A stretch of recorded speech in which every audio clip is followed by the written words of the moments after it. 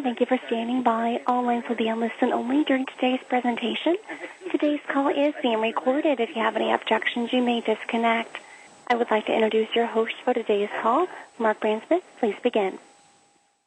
Thank you, Audra. Before we get started, please be aware that the video portion of this webinar is being recorded. Once the red light recording appears, we'll begin. Okay, thank you. All right, hello and welcome to the Declassification Options and Requirements webinar. We're very excited to have you join us today, and thank you for taking time out of what I know is an extremely busy schedule to join us for this. My name is Mark Bransmith. I'm an instructor and physical security course manager here at the CDSE. My role over the years in terms of information security program management has been varied. It's been from management, oversight, inspection over the last 25 years, and now I'm lucky enough to be here at the CDSE for the last 4 years instructing the Information Security Management course and the DoD Security Specialist course. So I'll be your host for this webinar. So today's webinar topic, to make sure we're all on the same page, is declassification options and requirements with a DoD flavor, but our target here is really derivative classifiers. But not to worry, I see we got a lot of industry folks out there. And what we want to do is make sure you're familiar with the processes and where to go for policy if you have questions. So our producer today is Rachel Mojo. Before we get started, Rachel will provide you with the ground rules for today's webinar and some instructions on how to use the tools you'll need to participate. Rachel. Thank you, Mark. As you can see, there's a notes box at the bottom of your screen. The phone number is listed here along with the PIN number. Then up at the right-hand corner of your screen is a full screen button. Select this if you'd like to see the screen in more detail, but make sure you select it again when it's time to respond to poll questions or enter a question into the question and answer box. Over here is the question and answer box. This is where you can submit any questions you may have for us. We'll try to answer them during the webinar, or we'll post them online later. There's also a file share box. Here you'll find a PDF of the slides from today's presentation, and there are a couple job aids in there, as well as the 5200.45, and we'll be talking about that during the webinar. This is an example of a poll question. These will come up periodically throughout the webinar, and you'll get to check your understanding of the concepts we talk about. And we will also have chat questions. We are actually going to be starting with a chat question, and all you'll need to do is just simply enter your responses into the box. It'll show up where the QA box is right now. To get us started, I'm going to have Mark introduce our first chat question. Hey, thanks, Rachel. So before we get started, let's get an idea of what kind of experience we got out there on this call. We'd like to know what your experience might be as a derivative classifier and or using sources to determine declassification instructions. Please enter your response in the chat box. You can proceed anytime. This is great. We've got great response coming in. Some have 3 to 4 years. Some have no experience. Looks like a little bit of everything. All right, 20 years, and all the way to none and very little. Okay, good audience. Well, let's move right into the content then. So for our overview of what we're going to discuss today, we're going to identify declassification policy and options. We're going to define declassification requirements as it applies to derivative classifiers. And we're going to identify source documents for that derivative classifier to use to determine declassification instructions. So a few things in the overview I'd like to mention that we're going to specifically cover, again, going through is we need to lay the policy framework here for derivative classifiers. We need you to know where to reach back to in order to get information to make decisions on declassification. We're going to talk about automatic exemptions, what information and the declassification instructions do derivative classifiers need to be familiar with. So again, we'll talk about the policy for that, and then we'll talk about some methodology regarding the sources. We'll talk about guidance using single, multiple source, your security classification guidance, your declassification guides, and the DD-254, as I know our industry partners are very familiar with, as a source document to find out declassification instructions. And then as we go through this, I want you to be aware of the term calculated declassification. That's for previously classified information, and we're going to carry forward the most stringent restricted declassification dates for that, and we'll have an example of that during the presentation to clear that up for you. Regarding security classification guides, the last topic we'll cover, there's a webinar on SEGs on the 17th of October, and you're welcome to participate in that webinar series. So before we get started, let's define what we're talking about here to make sure we're not confused with downgrading. This is declassification. It's the authorized change in status of information from classified information to declassified information. So let's talk about policy. So our first overarching national security policy on declassification would derive from Executive Order 13526.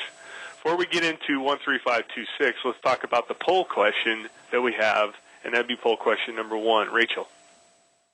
Yes, Mark sort of gave away the first answer here, but what we'd like you to do, just to test and see if you are aware of the overarching guidance documents, please select from Executive Order 13526, DoD Manual 5200.01, DoD 5200.2R, or the Information Security Oversight Office 32 CFR Parts 2001 and 2003, or Executive Order 12968. You can select as many that apply. Well, great. I see that we're listening so far. I got a lot of correct answers on what I gave you guys, so I appreciate that. I like it when you play nice. So let's talk about policy then. We mentioned Executive Order 13526. That's the President's executive order for national security information. And as you know, President Obama, when he took office, wanted to promote a presidential agenda of greater openness and transparency while enhancing national security. Now, how he did that is he wanted to establish a uniform system for classifying, safeguarding, and declassifying national security information. So he did that through the Executive Order 13526. Next slide. So the Information Security Oversight Office is responsible to the President for policy and oversight of the government-wide security classification system. So that's our next step. Got 13526, now we're stepping down like a waterfall effect, and Information Security Oversight Office manages and implements 13526 for the President. And how they did that is they released 32 CFR Parts 2001 and 2003. It's Classified National Security Information Final Rule. Okay, and now as the waterfall continues to cascade down, we get to DoD policy, so Office of the Secretary of Defense and the Undersecretary of Defense for Intelligence issues policies, directives, and memorandums related to intelligence and national security. Now, how they implemented the DoD program for information security was the release of DoD M 5200.01, volumes 1 through 4. So basically, our DoD policy explains classification in two easy to understand statements. Information must be classified as long as it's in the best interest of national security, and its continued classification is in accordance with Executive Order 13526.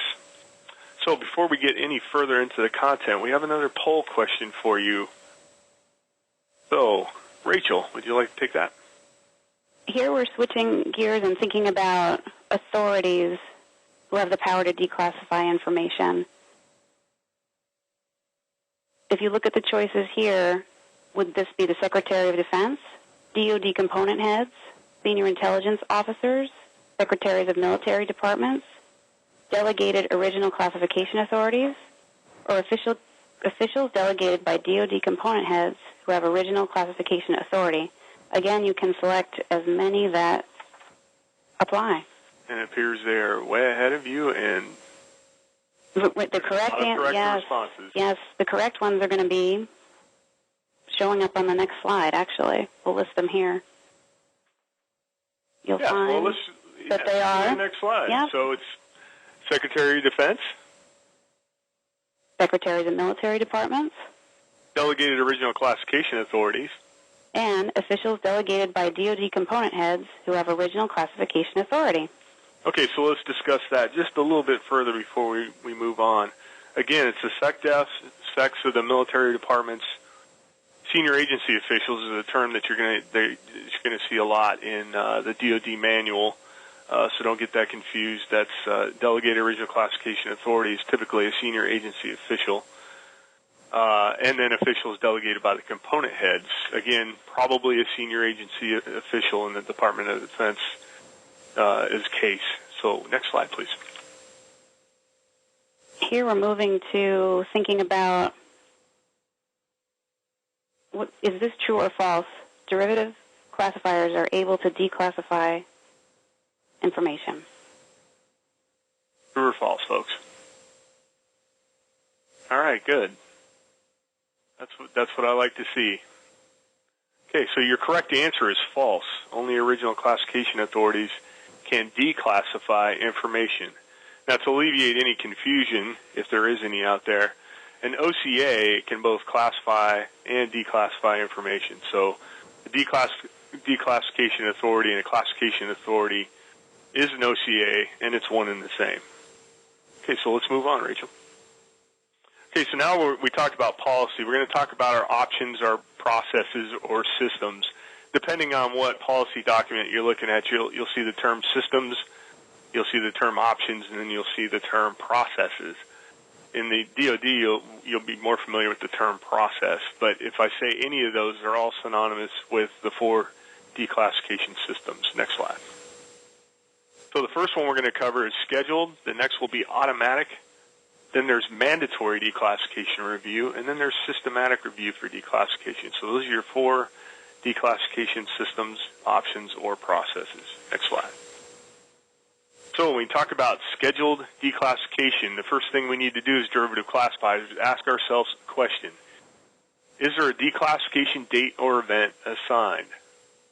So if we go to the next slide, let's try to answer that question in a cohesive manner. So take you back a step. We have what we call the 10-year rule that comes out of the DoD guidance. What we want OCAs to do, especially security professionals, is to limit the classification to an event or date that indicates the length of time that we require that information to be classified. So if we look at our graph here, we have original classification date of 2015, January 18th. Okay, that's our date of origin of the document. So if I say date of origin, it is the same thing. So the first thing that OCA can do is it can establish a date or event within 10 years of the date of origin. So in that case, the OCA chose to establish a date 5 years from the date of origin of the document. Second option is a date 10 years from the date of origin of the source document. So your declassification date would be January 18th of 2025, 10 years out. Next step they can do is date or event within 25 years of the date of origin, just like with your within 10 years. So they chose the date there. And then the next step would be a date 25 years from the date of origin. After 25 years, you're looking at automatic declassification. So we're going to have to get into exemptions when we get into automatic declassification. 25 plus years requires an interagency security classification appeals panel approved extension. So if I use the term ICECAP from now on, that's who I'm referring to for automatic extensions. Again, it's got to be approved beyond 25 years by ICECAP. Next slide. So that brings us to our second option, which is automatic declassification. So a question we want to ask ourselves here is the classified information considered to have permanent historical value, or PHV? So if it's a record material, then it becomes PHV. If it's designated PHV, the information is automatically exempted at 25 years from the date of origin, unless it falls under one of the criteria for extended duration under the 9 automatic exemption categories, which we'll discuss here shortly. It then goes through the approval process with ICECAP to establish a date or event. Okay, so let's talk about how classified information is designated and how that designation impacts automatic declassification and exemption on our next slide. Okay, so classified information falls basically into 2 categories: classified non-record material and PHV records. So with your classified non-record materials, that's temporary or non-record materials.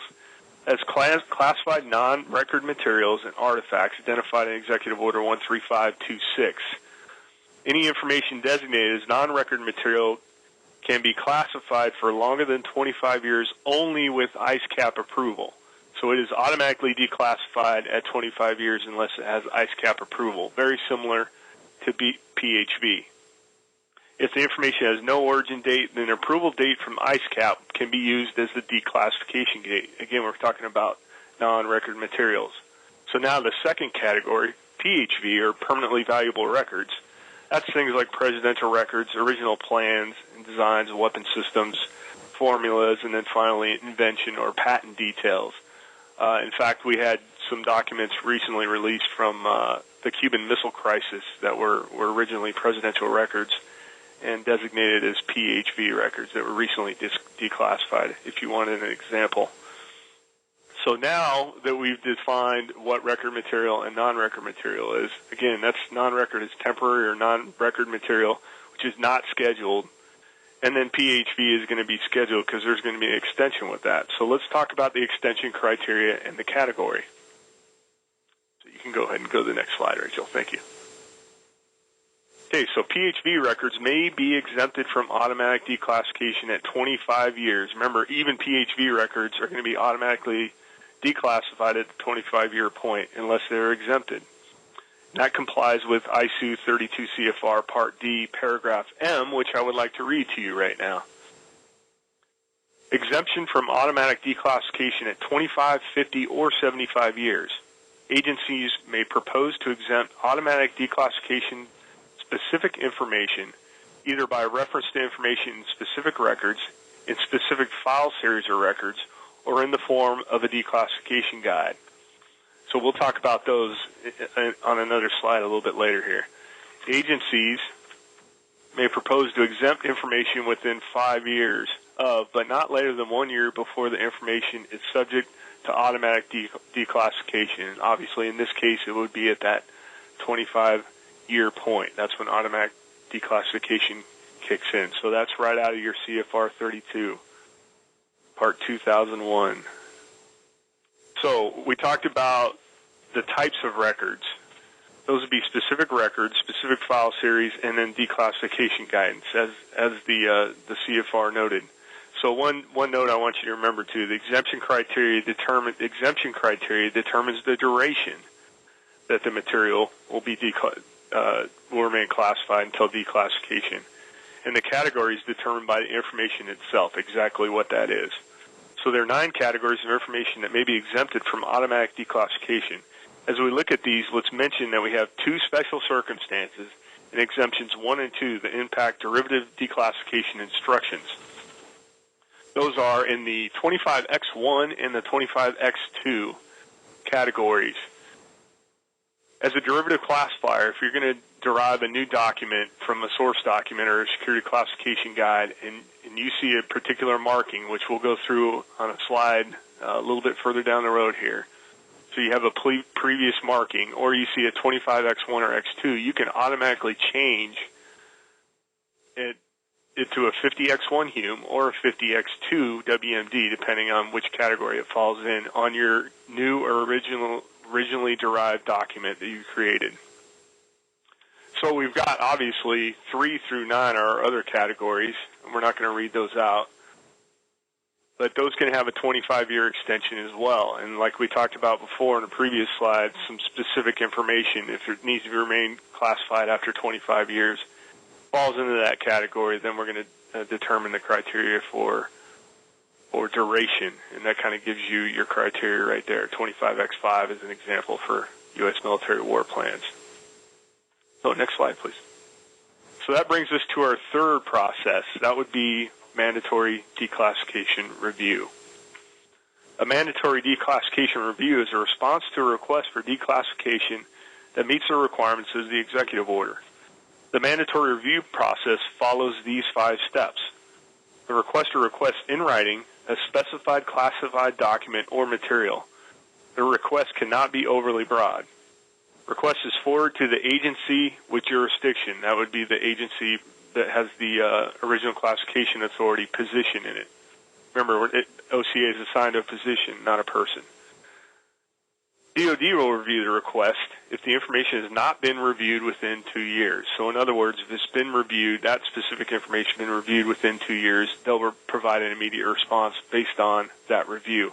If it hasn't, then the process will go to step 4. The agency may choose to redact, deny, or declassify the requested information in full. So again, they can redact, deny, or declassify. If they deny, he or she, the requester, may appeal to the Interagency Security Classification Appeals Panel, or ISCAP, for further review. DoD components in particular must make prompt declassification determination and notify the requester or inform the requester of the additional time needed to process the request. DoD components ordinarily make a final determination within 1 year from date of receipt. One thing important to mention here with this mandatory review process, this does not include FOIA requests. The FOIA requests are a completely different process, so let's not get those confused at any point. So next slide, Rachel. So then our last process we're looking at, we have to ask ourselves a question. This one's pretty easy. Systematic review for declassification. Is the information historically valuable and exempt from automatic declassification? So we know if it's exempt from automatic declassification, then it's either 25 years or older or it's already been exempted from automatic declassification. So therefore, it falls under systematic review. Pretty simple, right? Hopefully it will be for you if you ever come across that. So again, only records 25 years old or exempted as 25 as permanently historical value will fall under systematic review for declassification. Okay, let's have another poll question here, Rachel. Okay, this is just going to review the 4 processes we talked about based on this list here, which describe the systems Mark discussed. Were they frequent, scheduled, automatic, mandatory, systematic, emergency, or simultaneous? We're getting a great response here. I like that. We have 0%. Okay, that means you're listening, and that's important to me. Fantastic. Well, let's move on. Looks like we nailed that one. So let's talk about declassification requirements. As a derivative classifier, usually the first question you're going to ask yourself is, how do I determine declassification? And we're talking specifically declassification. So next slide, please. So we need to identify first the source that we're going to use. Typically the source is a properly marked source document. You could have multiple source documents you're going to use. But it's a properly marked source document would be one. The second one would be a security classification guide. Hopefully that would be the first thing that you would be able to go to. And the third item would be a DD-254 for our industry folks, in particular Part 13 or Section 13. Usually there's some declassification instructions noted in there. If not, hopefully you'll have a security classification guide or a declassification guide attached to the contract that you'll be able to refer to. Okay, next slide. So let's step through these very quickly here.